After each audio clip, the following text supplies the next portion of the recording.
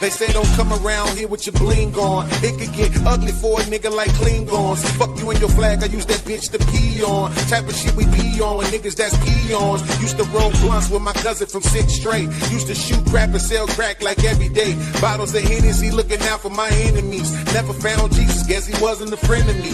Men lie, women lie, you know the rest. Money on my mind, on my grind, I'm puffing less. Hanging out with Warren, we on Douglas and Sawyer. He told me never trust a bitch and never lie to your lawyer. Said the red bone bitches is spoiled. The dark ones is royal. The white ones will spoil you, but ain't none of them loyal, Lord. I never heard more truth in a sentence, and still I tried fucking them all. Can you forgive me?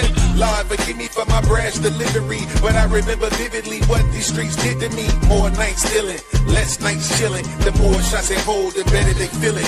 Yeah, Lord, forgive me for my brash delivery, but I remember vividly what these streets did to me. More nights stealing, less nights chilling. The more shots they hold, the better they feel it. Yeah, Father, forgive me, but I'm talking my blood pops. I cannot forgive you for your life, it's a blood clot. Half a century still stuck on that needle. This is why I lie and tell the world I don't need you. Shit, I overcame my addiction to weed, bro. It's obvious you love dope more than me, though. 86 Regal creeping up, that's my cousin Nate. Kevin got an 87 Cuddy, so we celebrate. Jody got a Corvette, he took it off a customer. European face on that Chevy, cause I'm a hustler. Headed to the lake, summertime, that's all I know. Swerving a Suburban, curbing and deserting. Flirting with this virgin nurse from West Suburban. She said she loved Durban, served me after her shift. It's lit, like the Sunday service. Sins of a father, now I'm addicted. Forgive me for my brash delivery, but I remember vividly what these streets did to me. More nights stealing, less nights chilling. The more shots they hold, the better they feel it. Yeah. Ladies and gentlemen, put a 1 in the chat if you can hear me. Lost in translation, can you hear me in the back? Pause. All right, man. We got another episode, man. Another great episode tonight on Flipping Tables. We are so glad that you guys are here. We're gonna have a special guest later coming up on the show. But man, I am this is gonna be a good show tonight, ladies and gentlemen. All right. We're looking at therapy, a trap to feminize men. And we're gonna go through this video with Mr. Darwin McPherson himself, which will be here later. He's coming in late. But I just want to shout out everybody, man. Hit the like button, hit the subscribe button. Please do that. That's free. All right. Also, support the channel. As you can see at the bottom of the screen, in a few seconds, you'll be able to support the channel by Cash App. You can also support the channel by Super Chat as well. All right. Because we have some great conversations. Make sure you show us you love us, and instead of telling us you love us sometimes. All right. All right. So I got my brother from another mother in the building, the very voice of YouTube himself, my sidekick. Lost in Translation is in the building tonight. Lost in Translation, what's going on, my guy? Come on inside and get yourself something cool to drink. Yes, sir. Yes, sir. What's happening, man? Coming at you live in 1,000 watts of power. You know what I'm saying? On the Black Man Unfiltered Network. What it do, man? How you doing, brother? Man, you know I'm sunshine, partly cloudy. And I'm honeymoon happy and peacock proud, man, to be on the stage with you tonight, man. My brother from another mother, the velvet voice of YouTube. Yes, Lost in indeed. Translation Yes, is in this building, man. I appreciate you for being here, my guy. Anytime, man. I'm waiting, man. I'm waiting. Tonight is destined to be one of those shows, man. Man, it will be one of those shows. Because, man, after doing a little research, Jesus Christ, whoo, some of Sandra's women have become therapists. And the majority of those women doing therapy for men. Jesus Christ. Lord have mercy. We're going to figure it out. All right, man. So thank you guys for being here. Listen, I'm going to bring up some more guys up here. We got our Pain in the building. We also got Prototype in the building tonight. What's going on, my guys? What's going on, man? Yeah, what's happening, fellas? Yeah, man. It's good to see y'all. Good to see y'all. Always a pleasure. Absolutely, bro. So listen, before we get started and the party sets off, what do you guys think about therapy for men in today's climate? I want to start out with that question. And we'll start with you, Prototype. What are your thoughts about therapy for men in 2025? You know, based off the hype, I would think it's a good thing. It's a positive thing. From what I know about therapy personally, man, it doesn't work. I've had therapy a lot in my life, and none of it worked for me. And I really don't know anybody it's truly worked out for. You know what I mean? But I don't want to say that it's pointless. All right, man. I appreciate you. R-Pain, what are your thoughts? I mean, listen, therapy has its usefulness, but you have to spend as much time vetting a therapist as you probably have to do a wife. And there's certain things that probably are not really conducive to a single person therapist, especially I think in relationships, because we all know that therapists the work that they got so many therapists out there. It's really hard to find one that's going to be objective, especially in a husband and wife situation. If it's a woman, you could almost 90% think she's going to lean one way, and if it's a man, he might be a little bit more objective, but the woman that's your wife ain't going to like it because he's going to say some shit that she doesn't like. So I mean, so you really gotta pick and choose. I guess the rewards. What's the risk and rewards actually going to therapy? It's not that straight and forward anymore. Now, if you got a mental problem on your own, maybe it might work, depending on what that might be. But relationship shit, I wouldn't trust it. Mm-hmm. Lost in translation. I'm with R-Pain on this. It depends on what it's for. If it's couples therapy, then you should have a couples therapist team. You know what I'm saying? To eliminate the bias. You know what I mean? If you're a man, I think you should have a male therapist because there's a code between men where men understand each other.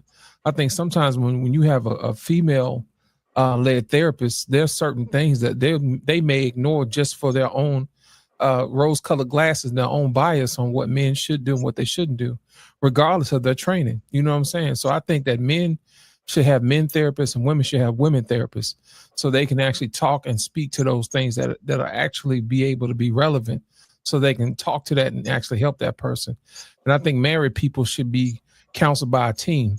So that way one person can't say, they lean one way or the other. You know what I'm saying? You'll have one person pander to the other one and not really address the issue. But if you have a team together that's used to working together, then they can help the couple work out whatever problem they have together. That's just how I look at it. Now, how do you guys feel about sister therapy for sisters? Do you think that Black women should be helping Black women through Black women issues?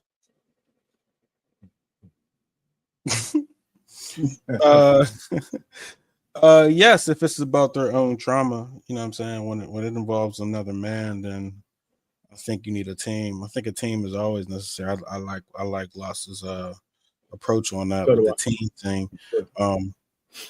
How common is that team? Is that a realistic thing? You know what I mean? Have we ever heard of a team of therapists that, can kind of work together and go, kind of attack a situation like that? They're out there. I want to ask this though, like R-Pain, you said it's so hard to find a good therapist and you got to go through so many to find a good one. One, if you got to look for so many, if you got to go through so many, does it really work? And two, how do you know if it's working for you? Because nobody's getting healed. Like, so when do you decide? When do you determine that you're healed? No. So the way I said it, maybe it was wrong. I'm saying to find a good one, you would have to do what I just said. And now, if the question is, how would you know if you got a good one? Well, I guess it'd be how you really think. I hate to say it, it's going to be pretty much how you feel is what's going to serve you. You know what I'm saying? I mean, that's what it comes down to. So that whole vetting process might even negate the fact that you should be looking for a therapist if you got to go through all of that stuff. Because how could you really trust your own feelings? You're effed up in the first place. You know what I'm saying? So I don't know, man. But I've been through therapy, but I was a young kid when I was really young. And it was for a specific reason. And but couples therapy is pretty much what we're kind of talking about a little bit because we're on these kind of YouTube suite. The one thing nobody should do is get therapy from some asshole person on YouTube. Like the Bryants and all that kind of shit, talking all that bullshit. That's the last place you should go. And too many people are taking therapy from people on social media. Uncle Jeff, welcome to the show tonight, man. Good to see you. Fellas, y'all hear me good? Yeah. What's going on, Uncle Jeff? What's going on, First man? off, very erstwhile conversation. To prototype, I ain't seen you in a minute. Stay out of the gym. You're done. You're finished. You don't have to go back. Lift it all the weights, bro. Don't go back.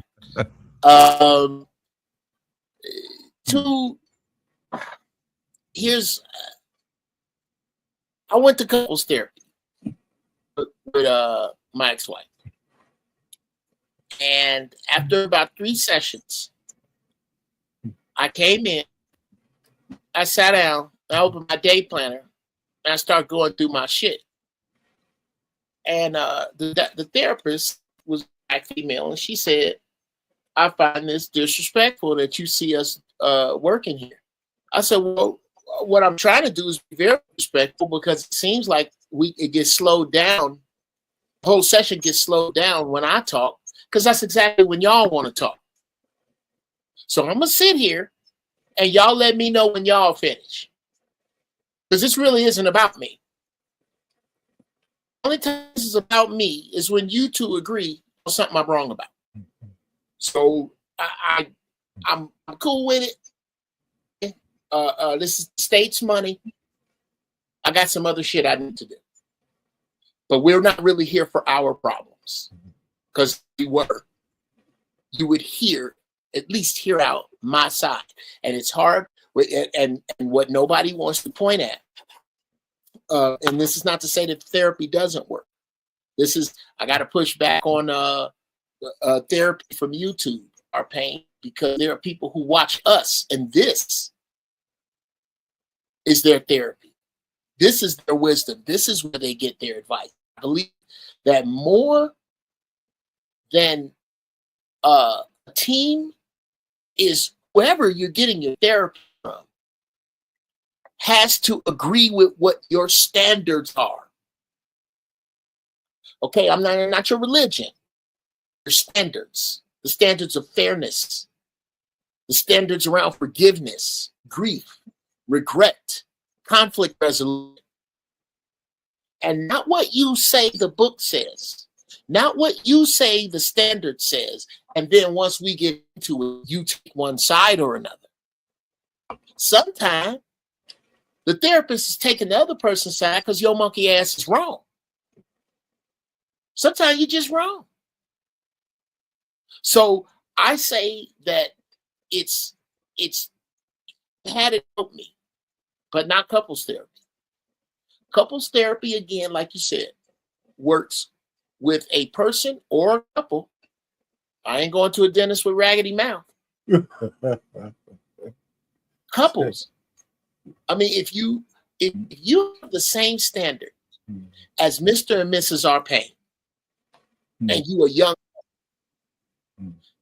therapy has sitting down and talking to them, having first the lady talk to the man talk to the lady, then switch roles. Then all four of us meet back in the room, and with love we speak.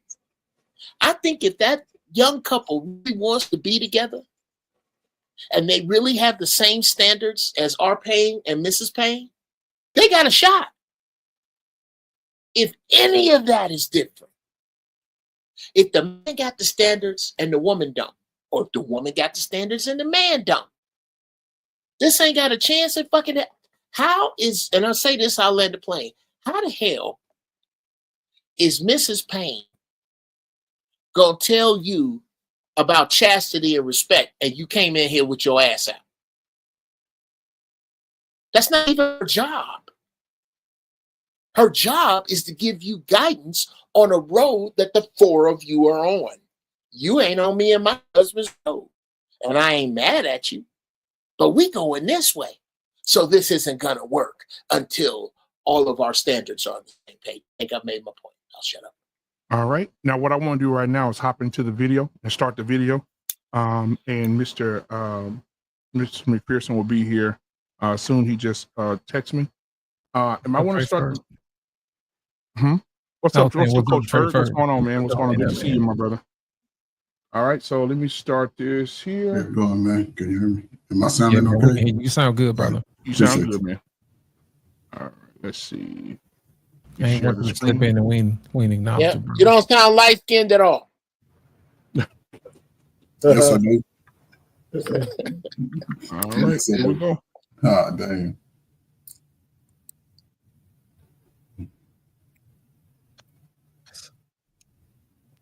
Guys, I need y'all to hear me clearly because what I'm about to say is going to make some therapists very uncomfortable. Therapy was never neutral, it was hijacked. And I'm not just talking. Let's start with a licensed therapist who's worked with real men, military, street guys, leaders. For a lot of men, their ability to genuinely feel better about the problems in their life is when the problem is identified. They're given steps and instructions on how to resolve it, and the issue and problem is resolved. For women, sometimes they want the issue resolved, but a lot of times their healing, validation, and their feeling of catharsis is just by the nature of being heard, being seen. And sometimes they'll feel better even when the issue that they were referencing or talking about doesn't even go away or change. That right there, that's the problem. Therapy today expects emotional performance, not real masculine energy. Now, check this out. A 20-year attorney who took time to study some political strategies around men during the previous presidential race revealed how male psychology wasn't funded to help men. It was studied to leverage them. Democratic Party is destroyed. They are now spending $20 million of our tax dollars to learn how to speak to men. The Democratic Party appears to still be in fact-finding mode. The New York Times reports that party donors and strategists have been gathering at luxury hotels to discuss how to win back working-class voters. And they're spending $20 million on an effort to try to figure out how to speak to young men. Quote, "It is codenamed SAM, short for Speaking with American Men, a strategic plan." You know what?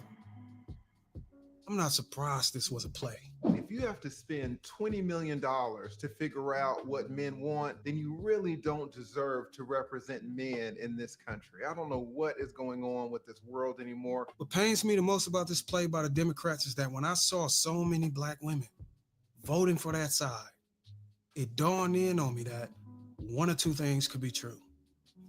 A lot of black women don't understand men, or they're blindly supporting a party that doesn't.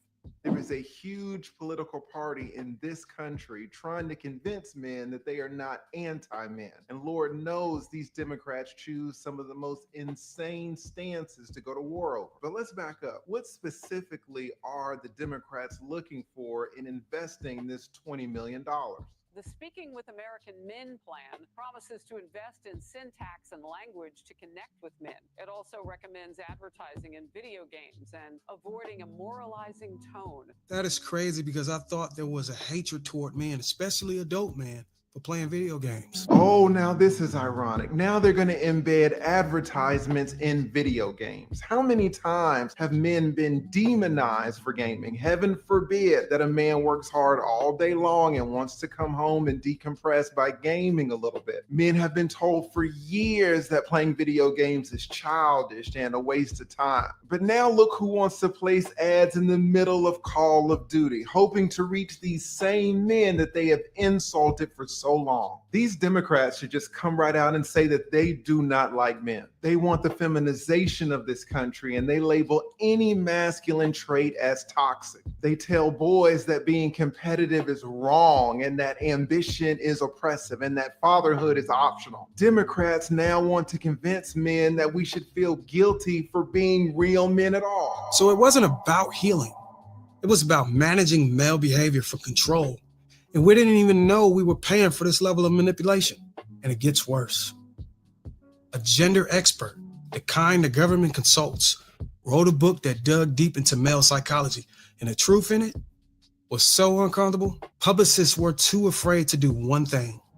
You wrote a book called Of Boys and Men, Why the Modern Male is Struggling and Why It Matters and What to Do About It. Of all the things you could have done, why? Partly because I was warned so strongly against it by my colleagues, by friends, by professionally, just saying this is such a difficult subject to write about, particularly right now in this sort of moment we're in culturally. And it was very hard to get a publisher in the US for the book.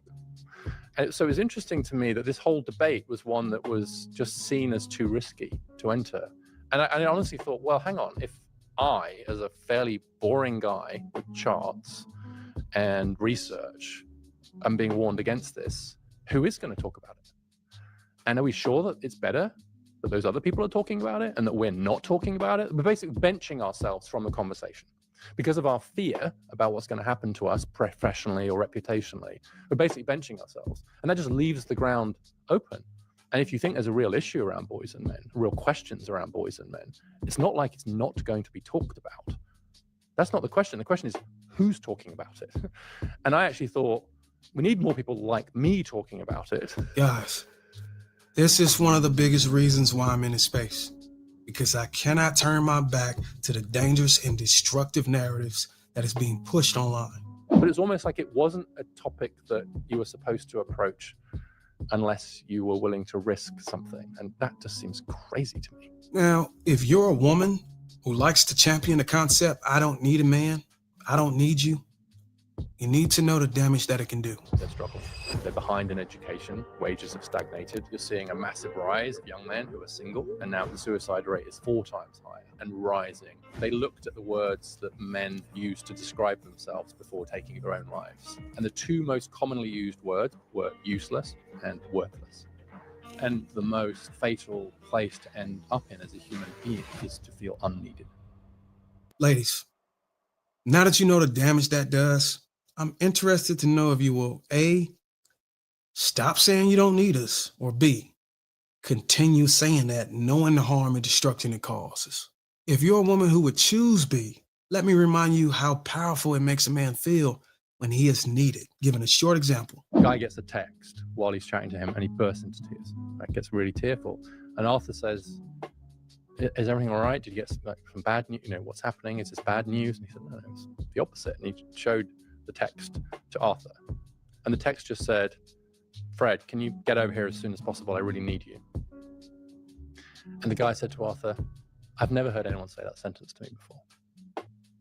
I've never had anyone say to me, I need you. Something simple as that. But just knowing we are needed is significant. And in this case, it was, I need you to come and, I don't even know what it was, right? Fix this floor tile, deal with this customer. I don't know, but I need you. And it brought this guy to tears because he hadn't kind of felt that sense of neededness before. I pray that this changed your mind. And this is just one strong example of what men go through and how expecting therapy to be able to restore us, unfortunately, is not something to be hopeful for. Now look, if you're failing to put the puzzle pieces together so far, basically men are avoiding therapy because they're scared of healing. They're avoiding it because the structure was never built for them. I mean, think about it. Should we expect anything different when the fact is that 75% of therapists are women? I didn't know that, but now that I do, I can see how feminists may have taken up careers as a therapist to control the narrative on that side, which means you may not even know that your therapist could be an undercover misandrist. I mean, think about it. They can't beat us physically, they can't outwork us, so what do? Create a barrier for mental health. Okay, up ahead, we're breaking down exactly how therapy was hijacked, who benefits, why men leave, and what actually works instead. And don't worry, it's not Miss Cheyenne Bryant.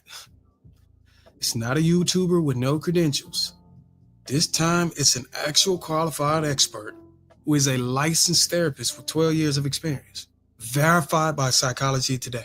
But before we do that, real quick, I always found it fascinating that most people who watch this content are not subscribed and they don't have the notification bell set up. If you like and subscribe, this tells YouTube that this content is valuable enough to be promoted to more people, which could potentially result in more awareness for men and women so we can get closer to making the right changes. And be sure to grab the copies of the free ebooks I provided for you. Links in the description. So, do you believe therapy has been feminized? And if so, has that made men less likely to seek help or even trust therapists? People can use the word feminized. I will say it definitely has feminist leanings and it's female dominated by default. But it includes men and women who are pushing a particular way of communication, a particular way of, I'll say it this way. For a lot of men, their ability to genuinely feel better about the problems in their life is when the problem is identified. They're given steps and instructions on how to resolve it, and the issue and problem is resolved. That is how men feel better.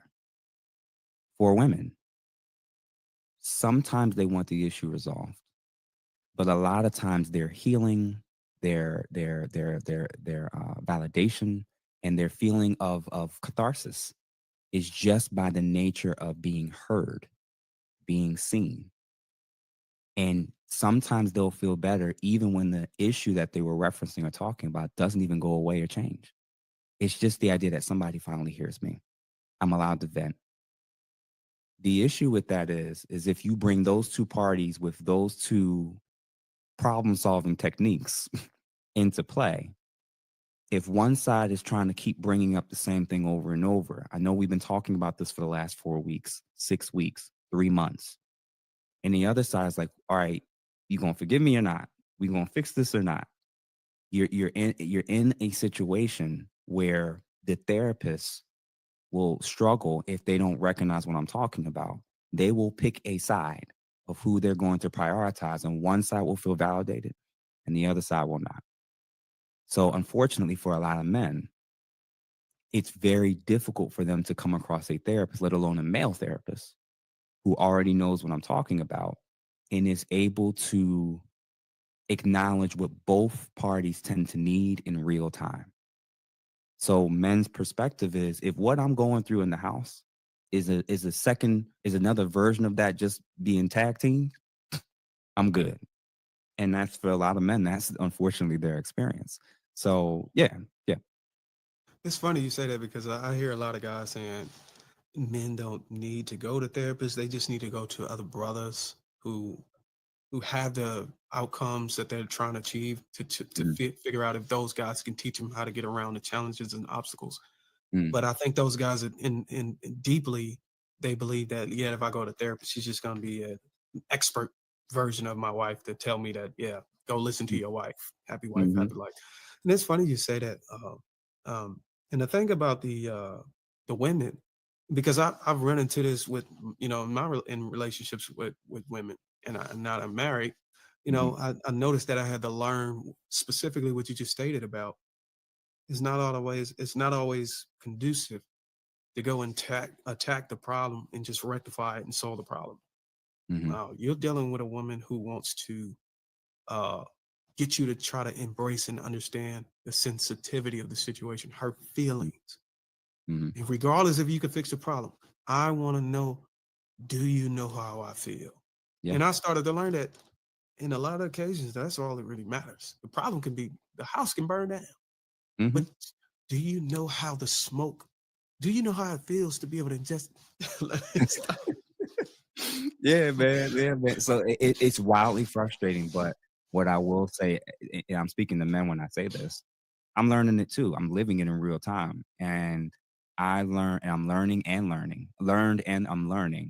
that our refusal to acknowledge that need is why there's such a massive disconnect and why they end up leaving.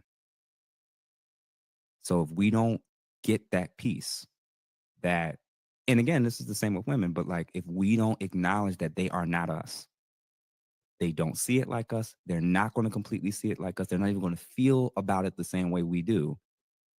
Both sides have to figure out a way of, you know what, this is a moment where I am going to set aside my need for yours and hope that once your need is fulfilled, you can do the same for me. That's the challenge, is figuring out, what does my wife or girlfriend need in this moment, and who's going to take the initiative to initiate catering to the need of the other party, with the assumption that eventually it will be returned. You've seen the numbers. You heard the experts. This isn't a conspiracy. This is a system failure. Therapy today was hijacked by political funding, academic gatekeeping, and a structure that misunderstands male psychology. But here's the truth. Men aren't broken.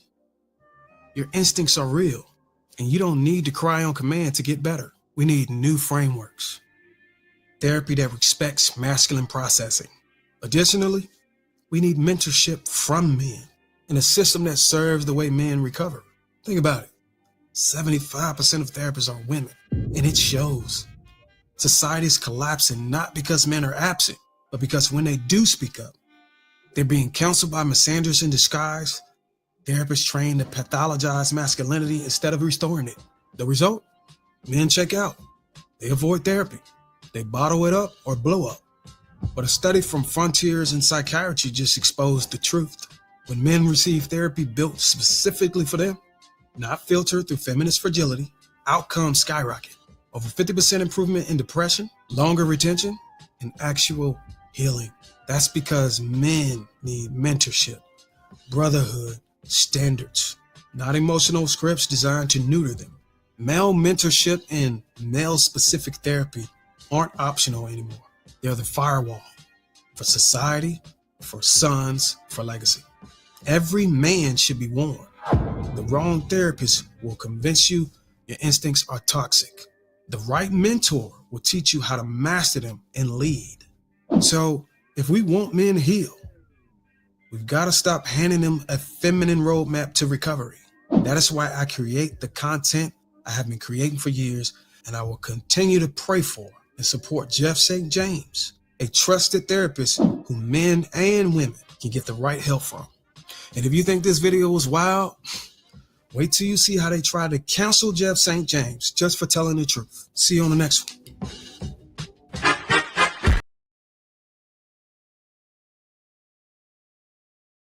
You're on mute, BMU. I didn't even say nothing yet. I just, I want to. I saw them lips winding up. It was two was like, hold on now. All right, man. I appreciate him for that video. When I watched it the first time, I was like, man, we got to do a show on this for real, for sure. So man, the floor is open for this discussion. What are you guys' thoughts? Coach Ferry, we'll start with you since you hadn't had a say yet. After watching that, what are you taking from our brother Darn? Man, where was all that at, man? And 15 years ago when I was needing brothers like that to pop up, man. But just to tie it all in, man, I think brothers need a group therapy session, several group therapies to be around other brothers to sort of all get a different point of view of how to sort of navigate a problem. It gives you more plays in your playbook. And, and you need some, on all males, because how it ties into the mentorship, that's all I did. Put them in that group. They all had little different twerks and issues and misunderstandings and not enough information. And once they all started to pass the correct information through each other, it sort of motivates you and elevates you to sort of think past certain things in life. And when it comes to the women, it puts you in a mindset where you're not chasing the woman, but those messages have to come from, I ain't a shit dude. I'm a no shit dude, right? So I can still give a good message to somebody, and only reason I ain't no good because I'm telling myself I ain't no good. I'm not, what I'm saying? And I made some mistakes, and I'm just saying we go through it. We make some mistakes in life, bad decisions with women, bad decisions on ourselves, but you survive that. And the young man don't have somebody consistently telling them that they're smart, they're talented, and giving them direction as far as responsibility. And what I found out when I started putting young men together and allowing them to talk about relationships, girls, people forcing them to be in gangs, people forcing them to smoke, have sex, all of the peer pressures that they go through, and they realize, oh, we go through the same thing. So now we can hold each other accountable, and we can see like, it starts allowing them to use their peripheral vision, is what I call it, where you can see things coming from the side and you don't have to touch everything that come to you in life, because life is a forever ending journey. And it's important, especially now. I think this is what YouTube is doing. What I'm starting to see slowly but surely, brothers are getting the message coast to coast. We all in a different state. If we was to draw a road map to where everybody's at, it'd probably be what, a 5-day road trip. So I think that that's helping going forward. But we old niggas, we all got gray. The young men need to see. We need the brothers to go into the spaces where the young men are. They ain't gonna come to you. You got to go to them. They in certain spaces. They in schools. Some in churches. Some are sitting out there on the court. But it ain't about what they should do. It's about what they already have the ability to do. They just need a roadmap, a road book. You know what I'm saying? A little playbook. It seems hard, but it's not. But it takes a man to be patient. You have to have patience to work with young minds who've already been told before they even turn 15 that you ain't shit. You ain't shit and your daddy ain't shit. You ain't gonna be shit. Even when you go outside, even the people that don't look like us, what they pointing at you like, do something, I'm gonna take you out of here. But you know, that's just me, man. In my experience, I think, you know, I got anything anybody need to sort of put their stuff together, man. But I think, again, YouTube is helping brothers mind things out, and that's a good thing. It's 15 years too late. But it's still right on time, though, because the brothers that get the message and start putting their thoughts and processes together and start living, moving, life is a adverb. It's an action. You have to always be doing something. You'll start seeing it when you get old and ugly like me. You know, the Democratic handout way is over. No more handouts. Every man gonna have to put on their bootstraps. If you don't wear a belt, you gotta get you a belt. I got to throw a flag on one play, the ugly part, because I'm sure I am older than you, and I am a pretty man. I'm not. I can't carry that ugly shit. I pray for ugly people. I keep them. Oh, wait a minute. The man is here himself. I'm handsome. Shout out to Darren, Oh, man. that's Darren, up, bro. shout out to Gen Xers, man. Y'all better listen to Gen what's up? You got on the same outfit. Yeah. What's going on, fellas? What's going on, brother? What's going on, Darren? Surprise, man. So we just got through watching your video that was well put together, brother. So shout out to you. And we were just discussing it while we were waiting for you to come in about this this toxic feminist therapy that's a trap for men. And now that you're here, I definitely want to hear, you know, with the research that you've done, tell us more about how therapy is not a good thing for men, why it's dominated more by women. Yeah, man, it's a lot of secret stuff that's going on, a lot of evil things going on behind the scenes that hasn't really been brought to light. But we know that a lot of women are raising these kids, and we're pretty much stripped. We have a single mother epidemic, and on the front end, the women are raising the kids, and we're unequipped. The young boys are unequipped with masculinity or the tools they need necessary to have the skills to be able to progress and be efficient in the world. And then on the back end, where you go and try to get healed or heal from the trauma that you received from being with a single parent, now you're getting a double whammy. You're getting a woman across the table telling you that, hey, look, you don't need those tools. So it's really a trap. So the only way out of the trap is literally to find a male therapist who hasn't been feminized, who still showcase those or instill those masculine principles, or even find a mentor, a male mentor that signifies those outcomes or the results that you want to achieve in your life. It's very deep, man, and it's becoming to be more exposed because a lot of male therapists in the industry are coming out and speaking out against it. And that's how we are able to know, because we don't want to just run with this information without, knowing what's actually going on. And you got therapists out here that are licensed, that are willing to lay it all on the line and risk, losing their practice. Anybody got any questions for Mr. McPherson tonight? Because I mean, this is a deeper conversation. A lot of men, when you showed the dropout, when you showed the scene where it's a dropout of men coming out of therapy, that is absolutely true. Men go and they feel like therapy is like church today. Men don't go to church, men don't go to therapy because they don't feel inclusion. They don't feel as if they're part of it. It's bias. But anybody else got anything they want to say? There are some other forms of therapy that I think men are taking up. Hold on, Rogish. Hold on. Prototype was hopping in first.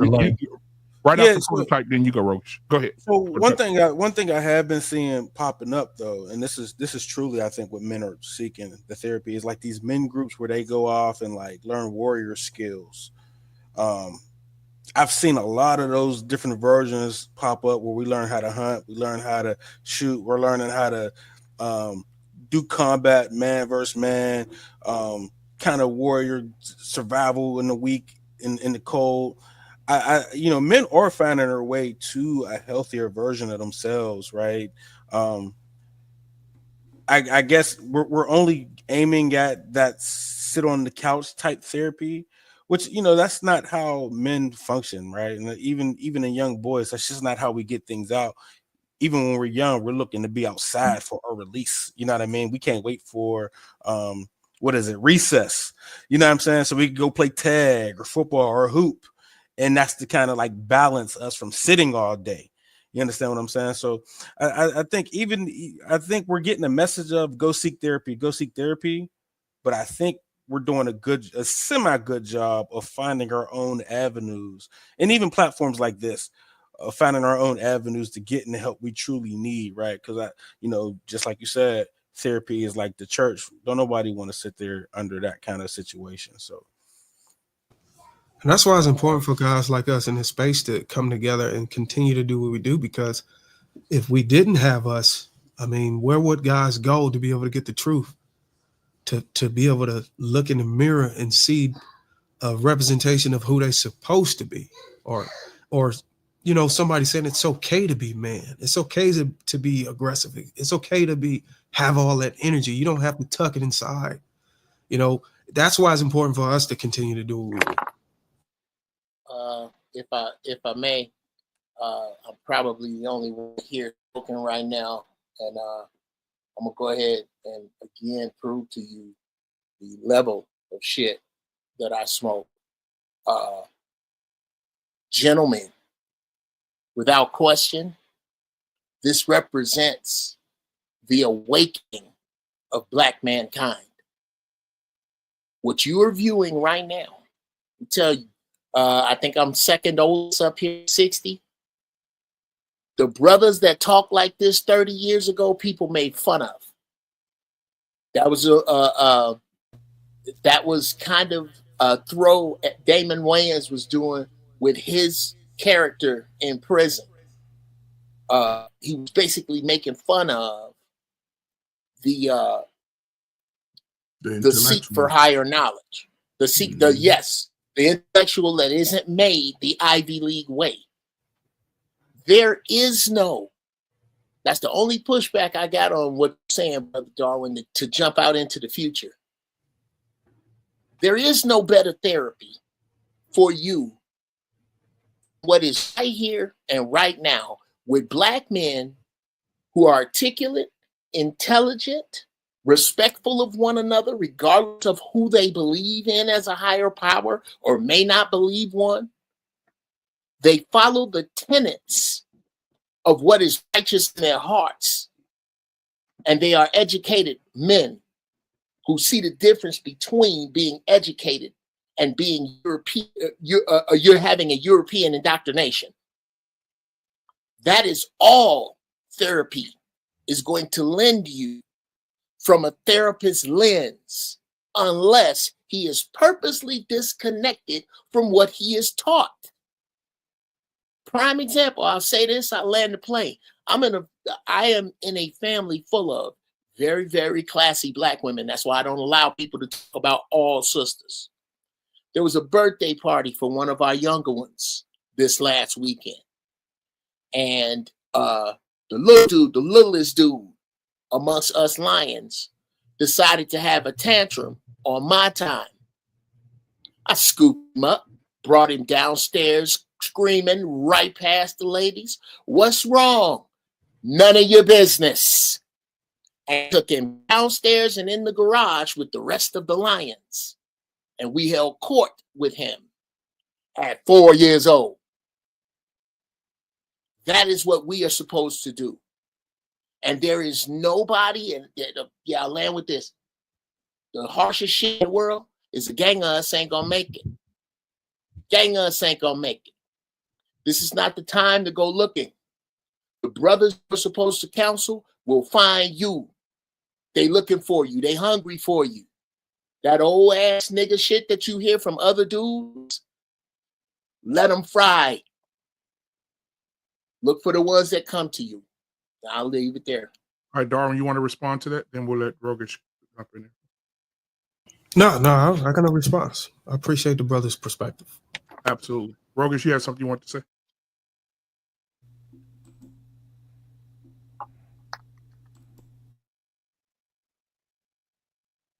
You muted, Ro. You got a delay.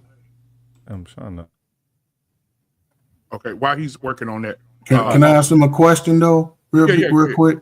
Brother Darwin, man, I heard you mention, mentoring and things like that, man. Is there something, man, that you think, well, I would like to talk with you, man, because I got some stuff, man, that sort of already fits the mold of what you're talking about at a young adult, teenage level that really allows them to sort of put your information, man. I'm telling you, man, I don't want to share too much, man, because I can really, what I'm saying? I just want to be in the background. I can help show you how to set it up, man.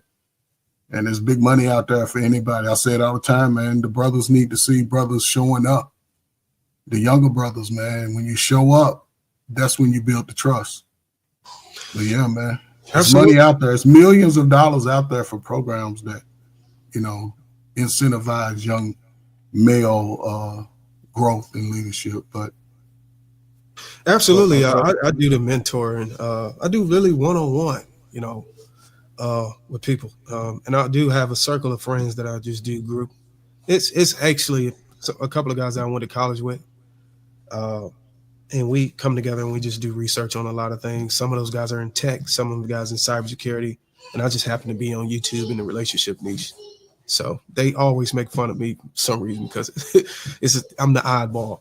But because of my intellect, I've been able to hold it down and just stay, fenced in with those guys. But I most definitely I would talk to you all offline about some type of mentorship thing that we can build. What I want to do is I kind of want to try to reach out to some of these colleges to try to get some to hold of some of these young men. I don't know if but you can get it straight from the government. You know what? That might be the thing. I might have to do some research on it because what I'm picturing is being able to go to like Georgia Tech or University of Georgia. Okay. And just you can do all that. I may be of some assistance there. And I'll throw this out just to you right in front of everybody. You need to get yourself in contact with NACA, the National Association of Campus Activities. Okay, this is what they have a lot of times are these NACA conferences, and they'll have them regional. Like Ileana is a region. The southeast, southwest. Those are regions where scores of colleges come, and in 1 weekend you could book 100 colleges. What I think the direction you might want to go in would be looking for those who focus on HBCUs and HBCUs, and don't ever turn down guilty white folks' money. So look up. This is the person you always want to look for. This is the true north of all of this shit. The Director of Student Activities. Look up the DSA. You can find a DSA list. There's a DSA list that's updated ever so often. I don't know who has it. It's been years since I did colleges, but those two roads. Those are main veins, brother. And I would strongly suggest, and any other thing I can help you with, whatever. But yeah, start there. All right. Let me address this super chat real quick. What We Know podcast. Thank you, man, for the $5 super chat. He says, allow me to expose my colon once again. Pause. The ramification inflicted on the incision. Oswald Bates, man. Thank you so much. What We Know podcast. Make sure y'all tune into What We Know podcast on this Wednesday. There's a show coming up on this network, so y'all make sure y'all tune into that. But Rogesh, I think you got a real bad delay over there, brother. Hopefully, you can go ahead and try to ask your question right now. We'll see if it's corrected itself. All You right, muted. All right, there we go. My apologies. I don't know what's going on over here. My question is, when it comes to psychiatry, at what point does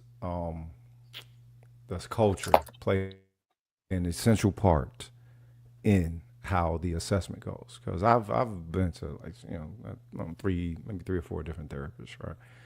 And one thing that they put up a fight against is you presenting a black man's reality within the United States and dealing with all of the, the anti-black social order and, systematic factors that may be present. They start defending the very same system. So I'm thinking, all right, so what are you trying to do? You're trying to get someone, I guess, drone-minded enough to where they just go about and just do what they won't let your drugs do within this damn system or something? You know what I mean? Culture needs to play a point. But it doesn't seem like it does. It seems like there's some type of objective thing that is outside of a reality that anybody is living, that they hold people towards. Can you reframe that question, because you said a lot, and I'm just trying to figure out exactly what you want me to answer. Well, the thing is, how much does culture play a part? Because perhaps maybe the reason why there's there's no space for black men within therapy is because what they receive as therapy isn't really something that's going to assist them with what they have to deal with within the social structure. Most of the time, therapy is designed to get someone readjusted so that they can reinsert themselves back into the status quo of the social structure and social order, right? But there are anti-black things that are present that, therapists, I don't know if there's any way of them combating that or receiving that, but most of the time I receive a fight. I receive a defense on behalf of the very same social order that could be causing the maladaptation. Okay, I understand what you're saying. I wouldn't say there's no obstacles. I would say there's a lot of, first of all, from my understanding, and I spoke to a guy named Kosher Clinician on my channel last night in a live stream.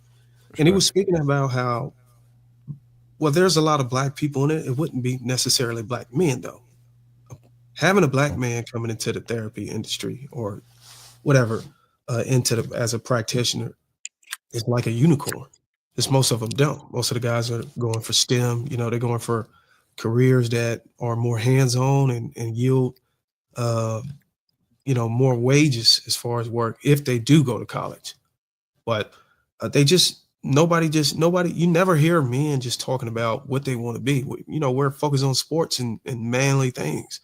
But I wouldn't say there's a wall, a cultural wall, or that's prohibiting it or deterring people away from it. People just don't have the interest in wanting to go into the field. And I think if more men or more black men realize the disproportionate amount of, I guess, help or services they're getting for their trauma, maybe they may be more inclined to go into the field. But I don't know why it's been kept quiet like this. I guess because people don't feel like it should be spoken about, but it's so many people in this space that speak about the things we need to be able to move forward. I just don't understand why this never came up. So, and I don't call myself a therapist, by the way. I just had the luxury of speaking to a couple of them. and been doing the research on the psychology side because I've been trying to understand the mindset more instead of the aesthetics. Because, you know, if y'all all know me, whenever I came into this space, I was focused more on fashion, men's fashion style, leveling up, the data market and all that stuff. But then I start trying to tap into the mindset. Okay, where's the mind at? Then it draw me towards the guys who are on the therapeutic side, on the psychology side, on the behavioral side, on the biological side. So I do not know for sure. I can't really answer you on if there are any hurdles or any prevention or any defense against the cultural side. It looked like our pain from his finger. Yeah, I do have something, an extension on this. It may not be a hurdle, but there is an opportunity for Black men in certain fields because it's a scarcity. If there's a scarcity of Black men in therapy, then when you break into that market, you can start to name your own price because it's rare. Just like when they say there's a scarcity of Black male sperm in sperm banks. That $300 they pay people, shit, give me $500, give me $1,000, because I understand that is a high demand for it. So I'm just using that as an example.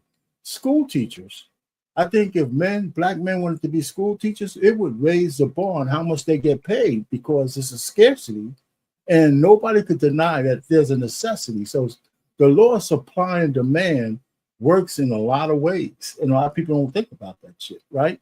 So you could be setting the bar higher because, hey, you know what? Black engineers is not as prevalent, but hey, a Black therapist who's still a man, you know what I'm saying? A heterosexual man. I like women, and I'm a therapist, right? Let's get that shit straight. So when you talk to me, I'm gonna talk to you like a man, right? If I'm a school teacher, I'm a goddamn man. I don't go for. So I think I'm going to land it here. I just think that the supply and demand can be leveraged by Black men in fields where we're scarce.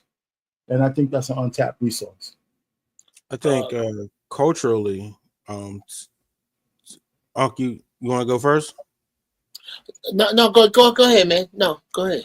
I'll be quick. I think culturally, as we sit in the Black community, I think we're taught that women have the answers. We're supposed to go to women to get therapy. We're taught that, we're supposed to learn from women. You know what I mean? They're supposed to be mothering us. You know what I'm saying? We're in a matriarchy, in the Black community, as you might add. You know what I'm saying? So culturally, like if a man doesn't have his hand on you, one that you know what I'm saying? Being that we're so single parent, home led in our community, if a man personally don't have his hand on you, I think we're driven away from the idea that therapy might be our calling. You know what I'm saying? And those men that do go against the grain or kind of, effeminate, you know what I'm saying? If they dive into that space and, little Black boys with that much testosterone don't see themselves in those kind of guys, or much like preachers. We don't see ourselves in the preachers of today. You know what I'm saying? Because those guys, their hands is too soft. You know what I'm saying? So it's just one of those things, like, where culturally, I don't think we don't aim for it because we don't know we're supposed to even go for anything like that. But go ahead, on. Okay, first, let this be a shining example. Dear people who will watch us talk shit, dear white folks that watch us low key and try to clown us for sport, you sit up with your homies. What you are looking at when all of this shit collapses, how you watch you watch sci-fi movies and you watch Star Wars or Star Trek, movies about the future. The shit hits the fan at some point, and the main character have to go see the wise men. It's at the beginning of Act 2 of every action movie you've ever seen. We are wise men in the future. We are it. This shit's about to hit the fan hard, gentlemen. And what we are doing right now is developing the creed and the policies that will be mandatory to move forward. When there's no, look at the safety net that has been taken outside of society, that has been being taken away right now. And y'all, and loss of BMU, reel my monkey ass back in if I get too far left. Look at, there's no more safety net. To put it in the Bible, this is my belief that God has left his goodness on this earth, but he has taken his mercy. If you're smart enough to follow him, you good. If you're not, he's not suffering fools no more. That means foolish behavior, foolish people, foolish patterns. Bro, that's in the French fry grease. This is what it's going to take to make it. This is what we spreading around. We now have to look, fellas. Everybody here represents intelligence to somebody around you. With whatever happened next, they gonna find you, and that's how this shit gonna start. And I really, y'all can go back. I'm gonna pop my collar here real quick. You can go back to me with Zoe Williams on the Foxhole back in 2009 or 8, and we were speaking of this time. And you could drop the needle anywhere in, and it sounds like prophecy as we went along. I am telling you, with what happened next, y'all need to buckle up into them groups I was talking about, because that's, oh yeah, only a fool lets his oppressor teach his children. No business. We have no business getting upset about what's taught in the school that was taught against you. How the hell are you making white folks responsible for your history? It's yours. Be responsible for it and make it mandatory to be studied in your house. All right, we got Beans in the building tonight. He hadn't said much. Beans, what are your thoughts on what you heard so far? Or you have any questions for Dar? No, I don't have any questions. I mean, I kind of came to that conclusion about therapy a couple of years ago. And it was really because when I had a situation where me and my old lady was having conversations with two different, quote unquote, one therapist, one relationship coach. And I realized that neither one of them was willing to tell her, you're wrong. No, you're wrong. No, that wasn't right. No, that's incorrect. No, he's right. Neither one of them was willing to do that, you know? And it was this thing about, oh, well, it's, you want to keep people engaged and you want to keep, you want to keep people coming back because you want to try to make some money, so you don't want to say anything.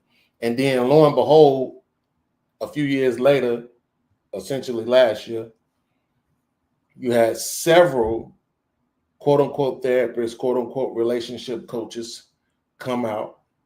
All of the ones I seen were female, saying they didn't even want to deal with women anymore because the women, when it came time for them to have a conversation about their role in the relationship or take accountability or something, they would get defensive. They would stop coming. Even the husband would still want to come, but the wife wouldn't, or girlfriend or whatever. So sometimes the point is we all get to the same conclusion sometimes with different experiences.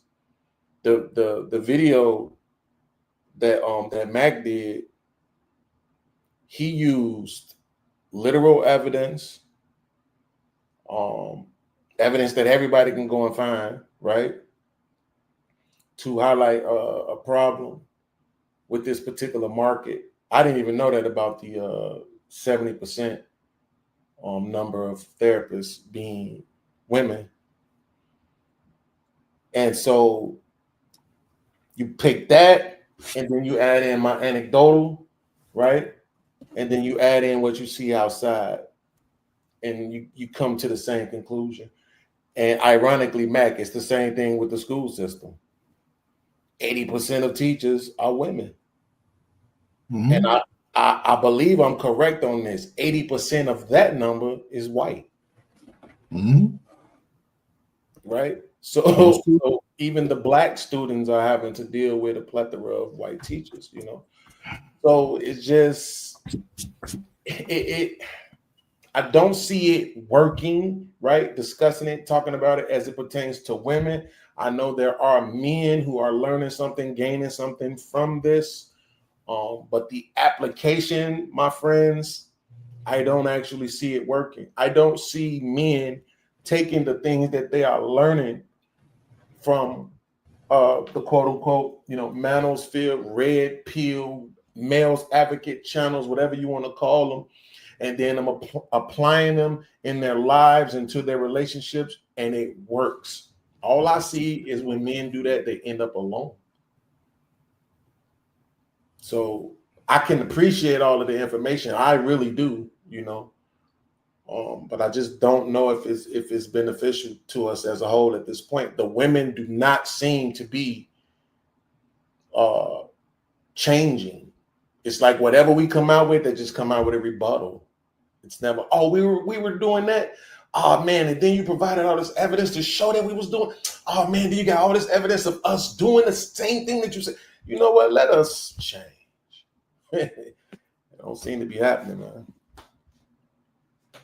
You know what? It was almost disappointing that, I mean, it sounded like throughout history, and I don't know what your religion y'all is. I'm just thinking that maybe most know it, but it seems like throughout history we've been told that you cannot rely on women to fill those voids necessary for developing society. It has to be some type of male oversight. But I think we as men, and that might not be us, it may be the powers to be, whoever, you know, laid back on the control, to just allow it to get like this, thinking that we could actually rely on women to be able to continue to keep men strong, keep masculinity instilled in boys.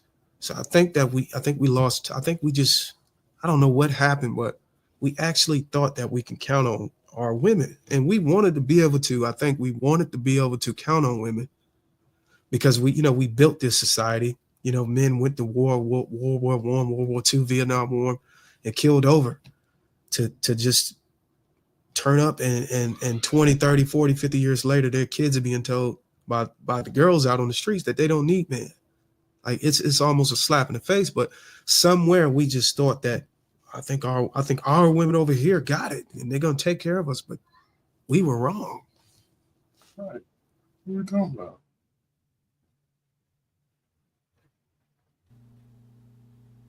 Salute to the correct man. I agree with everything you just said. That goes to that culture thing I was speaking about earlier. And I think that's what Rogish I think that's what he was speaking to. Like culturally, we were developed in a different way. You know what I'm saying? It's kind of like, yeah, go to church, but the women got it. You know, like I said, unless a man had his direct hand on you in raising you, man, we came up lost.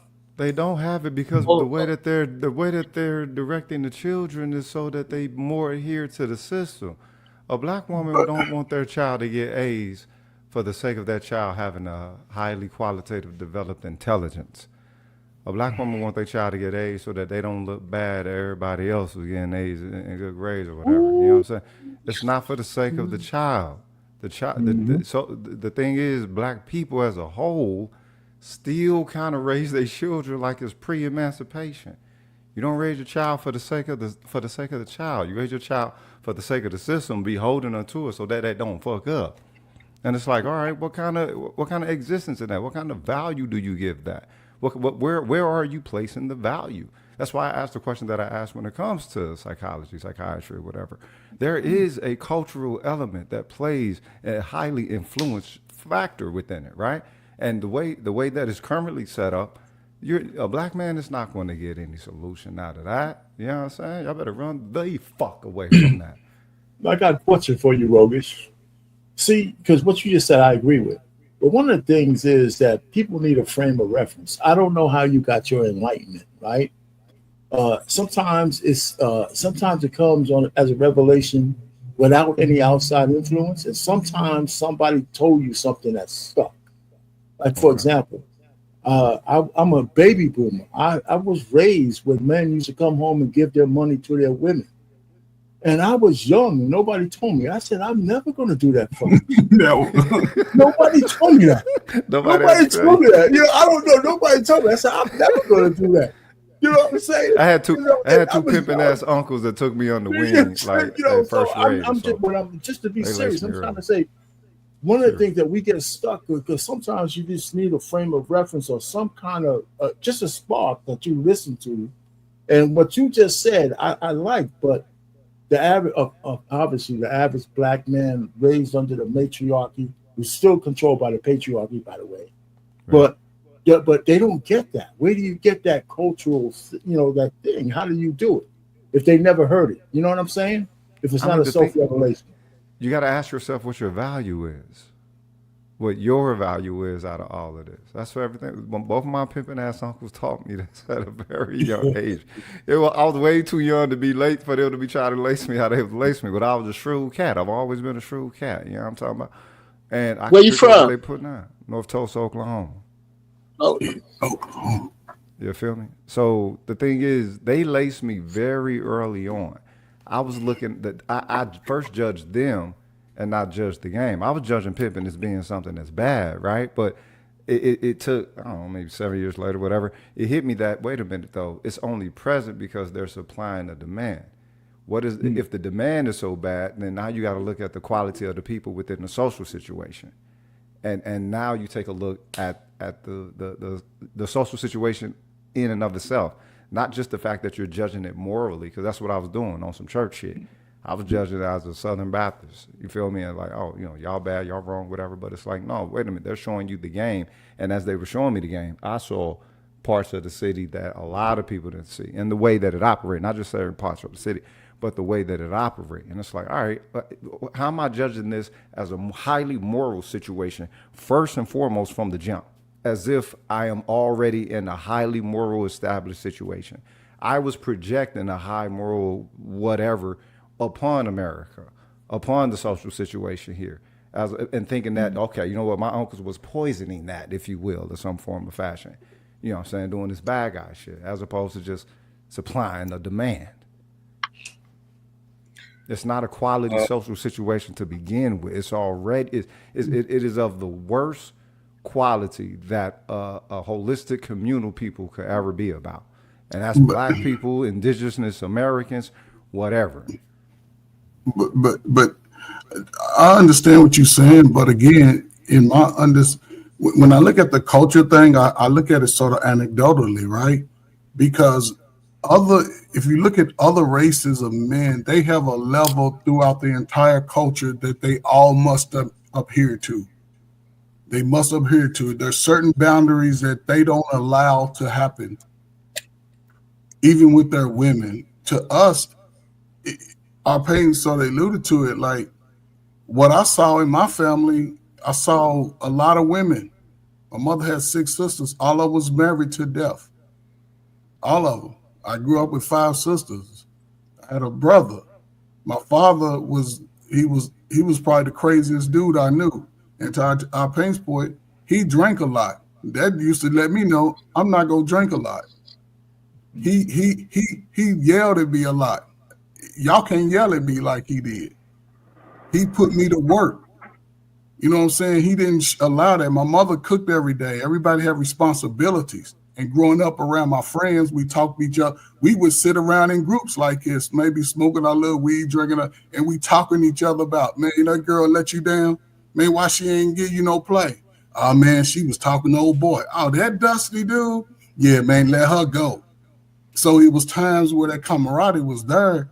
And, to my Gen Xers, man, we all saw the shift since y'all been young men where that crack changed the game. It put the women's...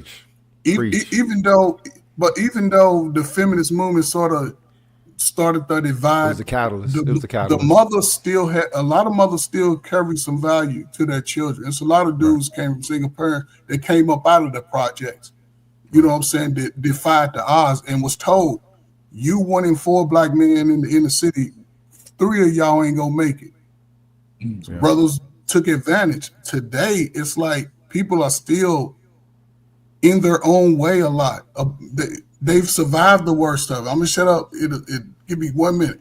They've been through things about people that should love them the most. A lot of these things come out at early in age. When you start getting away from your family and those girls that didn't like you, but they like you and they talked about you, when they start going through all of that, now they're coming into adulthood. They'd already survived it. And this is why I like the message, man. It's a great opportunity for young men to step away from the women. They telling you they don't want you. Women 30 years ago didn't yell it And out. other women are choosing too. Shit, what the fuck? Don't go for the woman that don't want you. Go for the woman that wants you, cuz. Okay. Amen. Okay. Shit. There's an It's a great elephant time. in this room. There's an elephant in this room we have just stumbled upon, gentlemen. I was whooping this person's ass in chess. I'm gonna close this game down.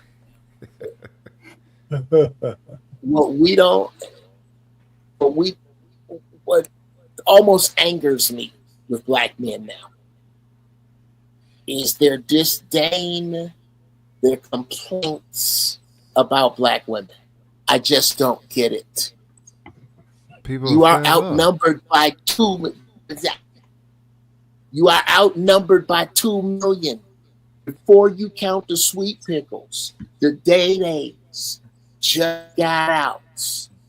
Before you count any, and before you count before you count the rest of the world's women, Right.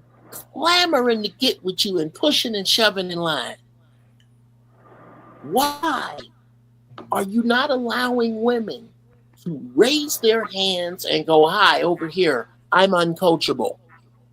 Me, and I have a channel. And here's where the uncoachables group. And look at women. Go to their social media and cancel every one of them and their friends. This is FBI profiling that y'all don't want to do. And it just pisses me off because you are it. If you are it, this is what's going to make it, gentlemen. The capable, qualified, strong males among us are going to survive. Whether that means with other people of other races or not, it's up to you. But that's all that's going to make it. Those men, and again, back to Isaiah 4, those men are going to be able to pick and choose the women in their orbit. Right. And I'll be damned if social media ain't helping you with that. You can go back at least 10 years and see who a girl is or was. I landed there. Well, just real quick. I think it's 2 components that we never want to talk about. I don't know why. Well, I think I do know why, but I don't want to offend anybody, so I keep it to myself. But one is, where did all this power come from that the women have? Right? The leadership of this country is still men. Right? So whatever it is that we think the women are doing or not doing, whatever programming they have, all of it was facilitated by men. It just so happened to be the men that black men don't ever want to talk about, the boogeyman. And then the other thing is, the part that black men really don't ever want to talk about is the money component. Right? The reason why the women have the power that they have, and we're sitting on panels every day talking about the destruction of men, the conspiracy to destroy black boys, the undermining of masculinity, all this shit that's against men. Meanwhile, we on the internet every day saying we the strongest one, we the big bold ones, we the one that keep everything going. So how can it be the destruction of us at the hands of the people that we keep saying are the weaker ones? Because it ain't them doing it. But y'all don't want to, nobody, I'm going to say y'all, nobody don't ever want to discuss the ones who are. Because it's more lucrative, it's more money to just come on the internet every day and bash each other, which is They're exactly minions, though. what they want you to do anyway. right? They're And then being you don't minions, talk though. about That's the the thing. money component of it either, right? Which is to the point that Jeff said it's 2 million more of them, right? I remember some years ago when I saw the video where the guy said the dude was telling him about the Rockefellers, and I just found that clip again recently and made a short out of it. They said we funded feminism. We was the one who pushed it because we saw as half the country is not being taxed. That doesn't make any sense, right? And that was then. Now it's not only 2 million more black women than it is black men. It's 2 million more white women than it is white men, right? So just off, and I don't know what it looked like for the Mexicans, but if then if it's more Mexican women than Mexican men, you see where I'm going with this. You're not gonna defeat them. It's not gonna happen because they're not the ones behind this. I gotta push way back on a lot of that, Beans, with love, bro. And I'm gonna do it backwards from what you just spit out. Can you do it with facts? Here's a cultural fact. Mm-hmm. If a Mexican man from a Mexican culture is in a room in disagreement with 10 women, they're outnumbered. They do not, you cannot in any way compare. The Mexican, that's it. You stepped in the wrong bag of turds. Not Mexican men tell you that right now. They don't play that shit today. Yeah, they don't. I agree. 1000%. Okay. So no. I've seen it with my own 2 eyes. Number 2. I'm confused about what you're saying. You were saying that if Mexican, and like you were saying, relatively, there are 2 million more white women than white men, putting them at a disadvantage. There are 2 million more black women than us, putting us at a disadvantage. You put the Mexicans right up next to that, and that's a mistake. That is not true at all. Right up next to anything. I said I don't know. I don't know if it's more. I don't know if there's more women than it is men. And okay, absolutely. And to what I Uncle said, Jeff was stating was the point. power fact with that. The fact that one Mexican man can still best the social power of 10 Mexican women when it comes to, you know what I'm saying, I guess directing an order or whose word is what. That's true. That is true. It's not just like that. My bad. Yes. Now, if this, so you're saying basically that they don't have the infighting that we have. They don't have who? They don't have the infighting that we have. Oh, absolutely not, bruh. Absolutely. I'm trying I just want to make sure I understand. Can I get a yes or no? Yes, sir. That's what I'm saying to you. Okay, cool. They do not. But the other thing that I'm saying to you is that feminism has nothing to do with the problem of black people in America for this reason. The true core of feminism in America is about the white woman not getting her fair share of what her man stole from the Indians. And that don't have shit to do with us. Feminism, from its core, has never done anything for black women but lead them astray. There is no time. I'm disagreeing with the feminism not being our core problem. Our core problem is true. Black women got foolishly swept up in it. But the core problem came before that. The welfare state came before that. The Willie Lynch letter came before that.